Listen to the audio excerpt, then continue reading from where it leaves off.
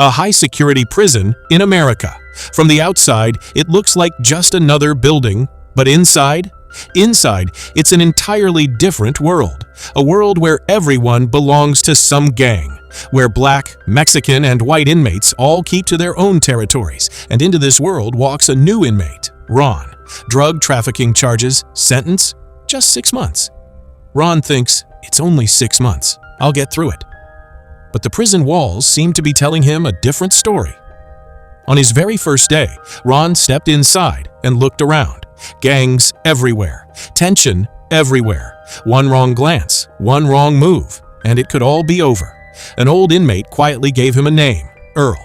Go meet him, he's the one who can help you.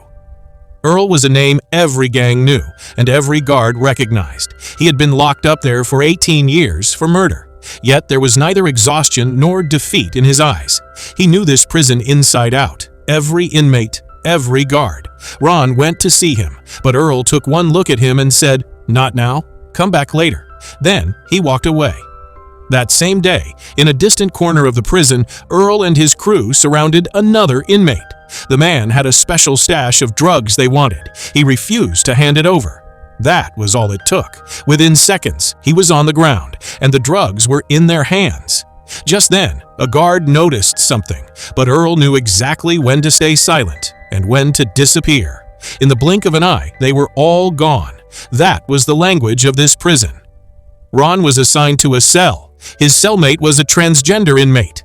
The inmate looked him up and down and said, "You look very innocent, and that's the biggest weakness you can have in here."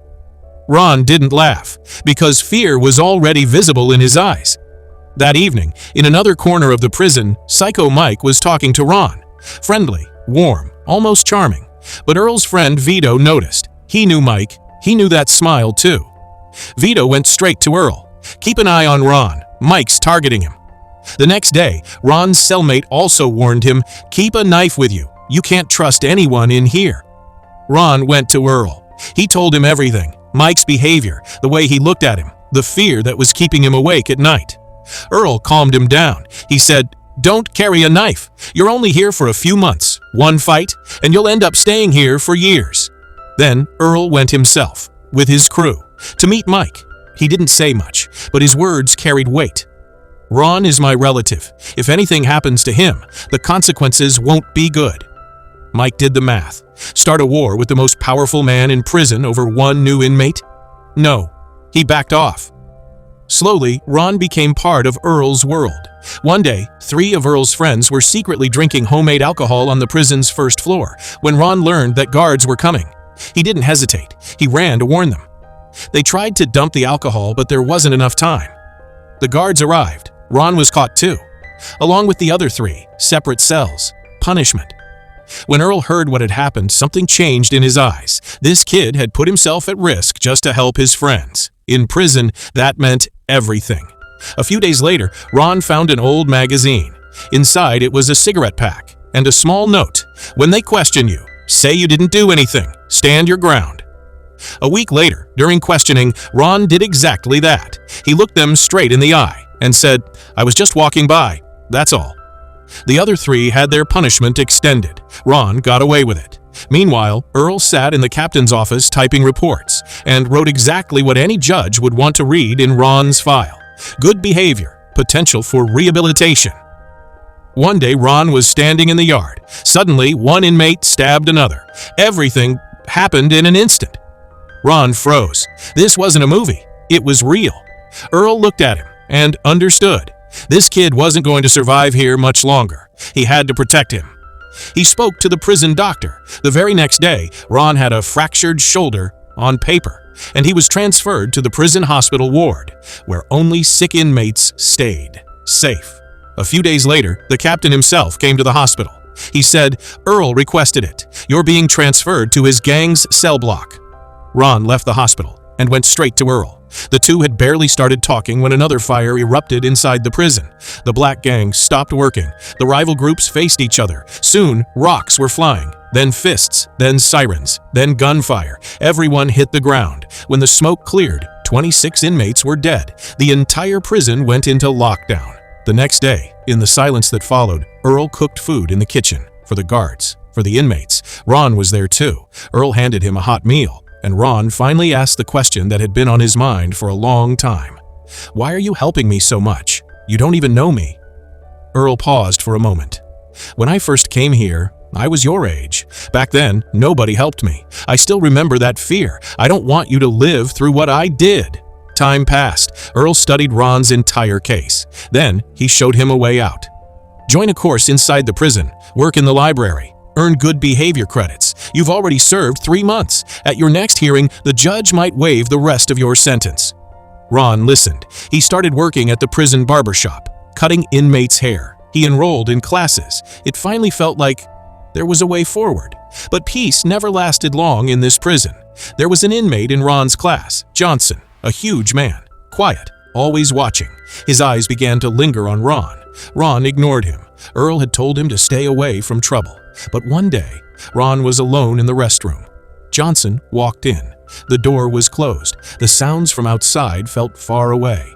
Ron's heart started pounding. Johnson stepped closer. And then, the restroom door opened. Their teacher walked in. The teacher arrived. Johnson stepped back. Ron walked out, breathing, trembling. He had survived that day. But some things break a person from the inside. The fear he had felt in the bathroom crept into Ron's sleep, into his meals, into every moment. And one day, that fear turned into anger. Ron began to hate his own helplessness. Every time someone else saved him. Earl saved him. Vito saved him. The teacher saved him. He himself couldn't do anything. No, not anymore. Without telling Earl, Ron arranged to get a knife from an old inmate in the prison. The old man didn't keep quiet. Earl found out, and he ran. He reached Ron's cell and tried everything to stop him. He explained that what had happened was wrong, but if you picked up a knife and got caught, instead of 6 months, you'd rot in prison for years. "I'll take the revenge. You wait." But Ron wasn't in any state to listen. Earl was still talking when Ron walked away, straight toward Johnson's cell. The door opened. Ron stepped inside. Johnson saw him and laughed. He wasn't the least bit afraid of Ron, but the very next moment, Earl was there too. Their eyes met, and then Earl attacked Johnson. It was a mistake. Johnson was even bigger than him. He twisted Earl's wrist and pinned him against the bars. For a moment, everything stopped, and in that very moment, Ron stabbed him from behind into Johnson's back. Johnson collapsed to the ground in pain. Vito and the others were already outside. They pulled both of them away from there. Earl walked straight into the captain's office, as if nothing had happened. But fate betrayed them. Johnson didn't die, and he named them, both of them, Ron and Earl. Solitary confinement, darkness, dampness, completely cut off from the outside world. But Earl wasn't afraid of the dark. He had learned every inch of that place over 18 years. Through the drain pipe beneath the toilet seat, his message reached the outside, and Johnson, in the prison hospital, never got the chance to testify. The witness was gone. The evidence was gone. The warden had nothing. Earl was called in. Accusations were made, but Earl admitted nothing. The warden watched him leave, then quietly told his officers, "This man has become a threat to this prison. Transfer him out of here." Ron had his hearing. The judge opened the file, read the warden's report. Sentence, 5 more years. Ron was stunned. In the courtroom, he said everything he shouldn't have said. To the judge, to the lawyer, to everyone. The police dragged him back. A few days later, his father came. Seeing his son in that condition, his eyes filled with tears. He promised he'd hire a good lawyer. He'd get him out, somehow. Ron listened, but at that moment, he didn't believe anyone could do anything. That same evening, the captain came to Earl. He gave him a cigarette and told him the truth. The warden, the officers, they all wanted to transfer Earl to another prison, a place where he had no network, no connections, where he'd be nothing but a number. And they were also trying to connect the hospital murder to Earl. Earl listened, stayed calm. But inside, for the first time, something shifted. 18 years, every wall of this prison belonged to him. This was his world, and now they wanted to take it away from him. No. Earl made a plan. The next day, the food arrived. Earl didn't touch it. With a small blade, he cut his own palm. A little blood. He smeared it over himself, then scattered the stale food over the toilet seat. The guards saw it and panicked. Mental ward, hurry. Earl got out. As soon as he got outside, he met Ron. When he learned Ron's sentence had been extended by 5 years, he paused for a moment, then said, "We're getting out of here." Ron's father was given a job to arrange a safe place outside, and Earl started watching every movement inside the prison, every day, every night, looking for a way out. Then one day, while they were showering, the two were discussing the plan. Suddenly, an inmate arrived. He wasn't mentally stable. He started singing loudly. Earl tried to quiet him down. The man pulled out a weapon made from a toothbrush and attacked both of them. Both ended up in the hospital. That inmate was Black American. The atmosphere in the prison became tense. The white gang was burning for revenge. Then the leader of the black gang came to Earl himself. He explained the man was insane. This wasn't a gang decision, and he assured Earl they would deal with him themselves. Earl didn't want the prison to erupt again. He stopped his gang, and the black gang finished off the attacker under the cover of night. The body went into the garbage truck. Earl was standing there when the truck drove away, and in his mind, lightning struck. The garbage truck. It comes every day. It leaves every day. No one looks inside, because the drivers crush the garbage inside. But what if the crusher could be stopped? He told Ron the plan. It was dangerous, very dangerous, but it was the only way. Earl's old allies got to work. The garbage truck workers were convinced with bribes. The inmates working in the kitchen arranged 2 strong iron rods to jam the crusher. Everything was ready. The night before the escape, Earl met each of his old companions, one by one. 18 years of friendship, 18 years of memories. He shook hands with some, only looked at others. He didn't say a word to anyone, but everyone knew. It was the last night. The next morning, Ron and Earl left their cells. Toward the kitchen, their allies kept the guards distracted.